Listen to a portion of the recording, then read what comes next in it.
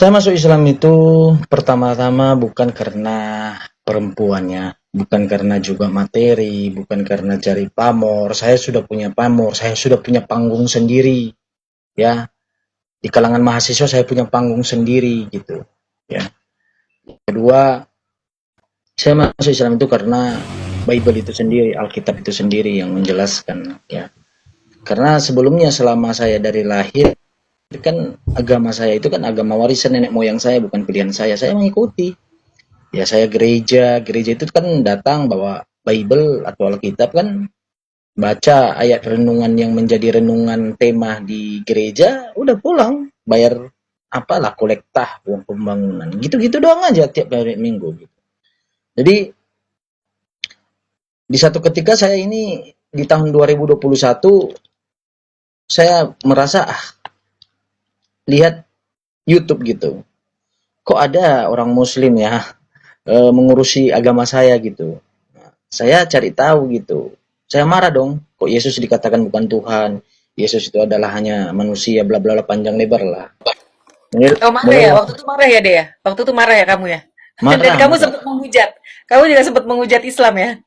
Iya, saya buat website tentang tentang bagaimana Mekah itu saya framing bahwa itu adalah Allah itu sendiri gitu. Ya mereka lihatlah mereka menyembah suatu kubus, bukan batu tapi kubus gitu, saya bilang kubus ya, yang sebelumnya juga dilakukan oleh para penyembah berhala, yaitu penyembah Hubal gitu pada zaman itu.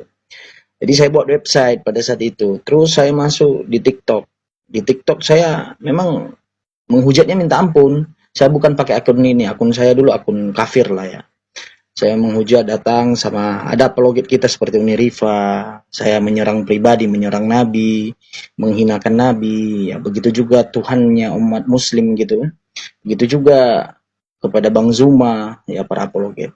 Tapi suatu ketika di tahun 2024 saya merasa kayak gini, kayaknya ada yang somethingnya yang salah kayak gini. Kenapa sih mereka ini bersikuku kali? Emang mereka ini tidak punya pekerjaan apa?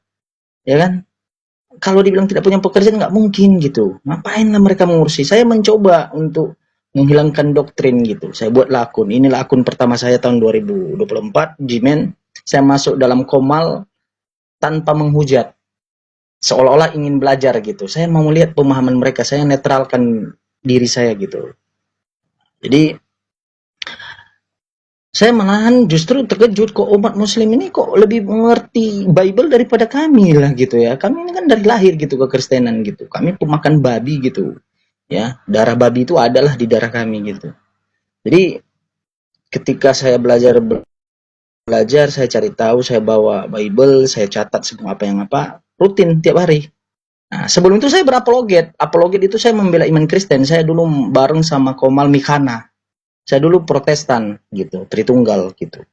Ya, jadi saya sekarang Mikana, mungkin ada yang tahu ya, Mikana sekarang tidak Tritunggal, dia JO kalau nggak salah, Yahudian ya.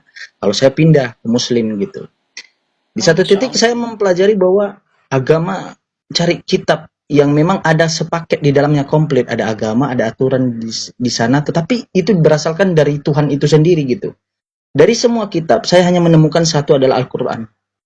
Saya sebenarnya jijik untuk mempelajarinya karena saya udah menghinakan dia, saya benci gitu. Bahkan keluarga saya menganggap itu ajaran sesat. Ya saya dulu seperti itu juga gitu. Ya apalagi ajaran duplikat ya, mengambil ya, meniru-niru agama kami yang di abad pertama untuk seperti kisah-kisah Nabi gitu. Ternyata saya pelajari, oh tidak juga.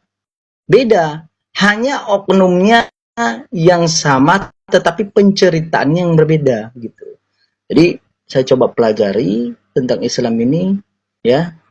Saya hubungkan di Bible. Bible saya temukan satu ayat bahwa Yesus itu meminta kepada Bapa yang sama seperti dia ya.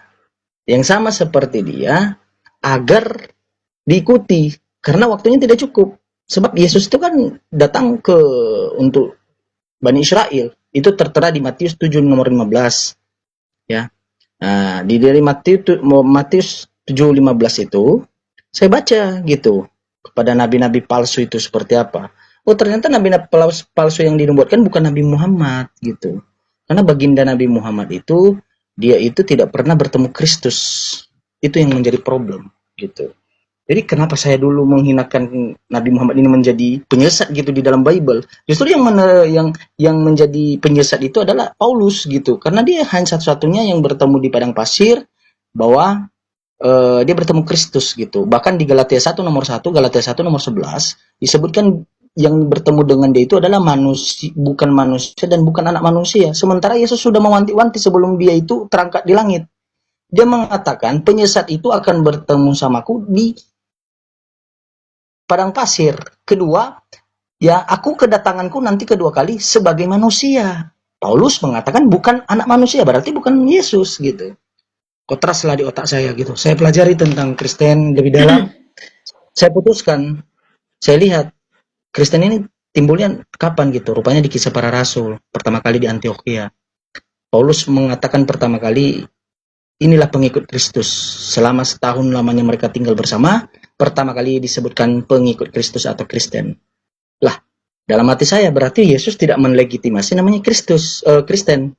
Saya lihat Kristen pada saat itu bukan agama, tetapi sama dengan organisasi, perkumpulan gitu, ya, sama dengan ormas lah gitu.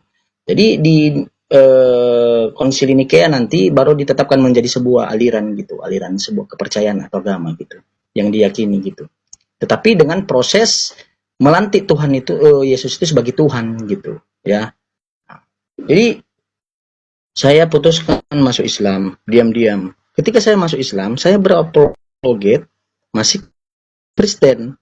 Orang tua saya melihat buku saya itu banyak mempelajari tentang Islam gitu. Setelah saya mempelajari Bible, saya mempelajari Islam, coba pelajari Nabi Muhammad, saya beli buku Sirah Nabawiyah gitu. Saya beli kemarin itu 180, saya beli. Diam-diam tuh saya beli. Sebenarnya saya malu belinya karena kan oknum yang saya baca itu kan saya hina-hina gitu. Iya. Begitu dibaca sedih nggak, Dek? Begitu dibaca nangis nggak, Jimen? Enggak, biasa aja, jujur biasa aja. Karena yang saya baca dulu, yang saya hinakan dulu, tuduhan saya yang hina, saya cari apakah benar. Contoh menyembah batu, dia memerintahkan menyembah batu, saya cari. Itu dulu. Nah, jadi kayak gitu jadi prosesnya. pencarian ya, bukan? Iya. Terus. Ketika orang tua saya lihat saya sering main TikTok, kok tumben ini anak gitu, kok buku-buku Islam di mejanya, karena kan kamar saya berbeda dengan kamar orang tua. Orang tua mulai marah gitu. Kamu ngapain pelajari ajaran sesat bla bla bla panjang lebar kan? Ngapain itu ajaran sesat itu plagiat, itu ajaran setan iblis itu. Saya diam aja gitu. Saya bilang saya tidak pelajari. Saya ini hanya tugas kampus saja. Kebetulan saya kuliah di S2 Muhammadiyah UMSU. Karena swasta gitu.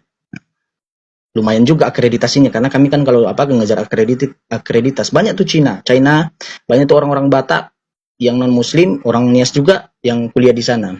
Kami diperlakukan dengan baik kok. Nah, jadi di Muhammadiyah itu, Dek, kampusnya Muhammadiyah Sumatera Utara. Iya, saya S1, S2, S3 di sana. Oh, Masya Gitu. Allah. Oke, lanjut. Ya, jadi ketika saat saya mempelajari, orang tua marah, bla bla bla bla. Saya ngomong kayak gini, Mama kan ada sakit jantung. Ngomong kayak gini, Mak, saya mau masuk Islam. Seandainya kalau saya masuk Islam, kira-kira Mama ngizinin nggak?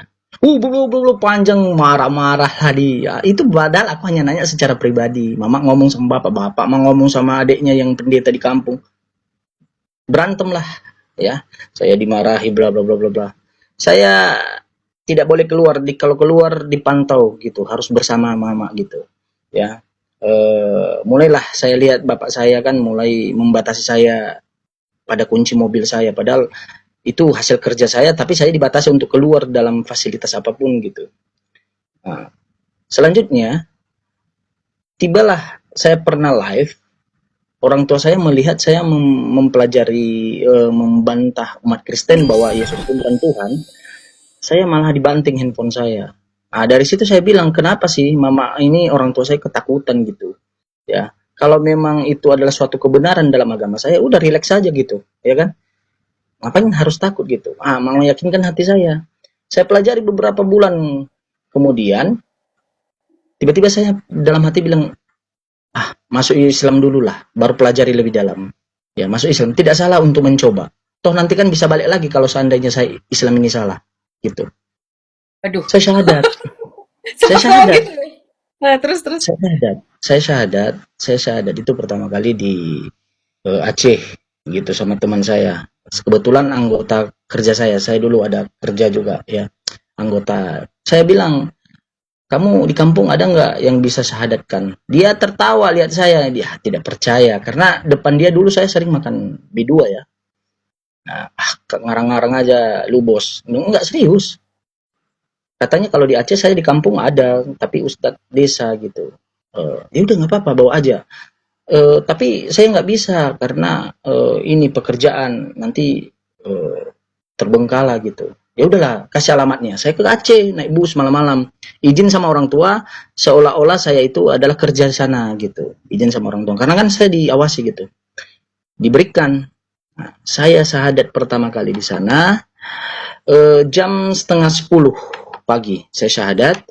Besoknya jam malam, iya malam besok aku udah bukan malam, iya malam besok udah balik lagi ke Medan. Setelah balik ke Medan, saya udah muslim dong, ya kan? Saya udah mengucapkan 2 kalimat Ya. syahadat. Jadi surat-surat diurus oleh orang tua. Orang tua saya bilangkan, mak, saya sudah syahadat. Sama bapak langsung saya bilangkan dengan mama. Saya kasih duduk. Marah-marah, bla bla bla bla bla. Kamu belum syahadat itu, masih belum Islam, kau belum resmi. Kau masih Kristen, masih pengikut Kristus. Kau itu adalah masih mentuhankan Yesus. Lalu marahlah. Jadi ketika marah mereka itu, saya yakinkan mereka, saya itu sudah syahadat gitu. Saya kasihlah video call sama ustadz saya gitu. Ketika video call, orang tua saya maki-maki ustadz itu. Malulah saya secara pribadi. Tapi ustadznya untung saja Ustadz Jainal itu sabarnya luar biasa.